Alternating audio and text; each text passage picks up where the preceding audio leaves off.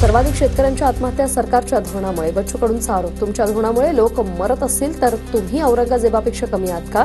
बच्चू कडूंचा सरकारवर हल्लाबोल.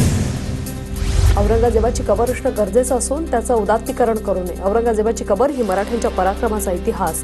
ज्येष्ठ साहित्यिक सदानंद मोरेंची प्रतिक्रिया.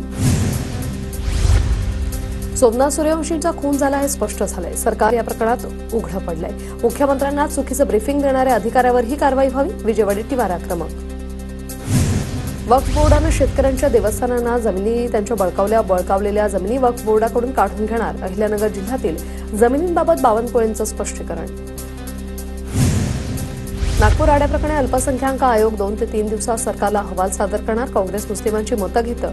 मात्र राड्यात एकही नेता पुढे आला नाही. अल्पसंख्याक आयोगाचे अध्यक्ष प्यारे खान यांचा आरोप. तर निर्दोष व्यक्तीवर कारवाई न करण्याचं आवाहन.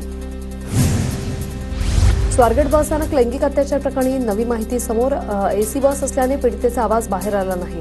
पोलिसांकडून बसच्या पडताळणीनंतर माहिती समोर.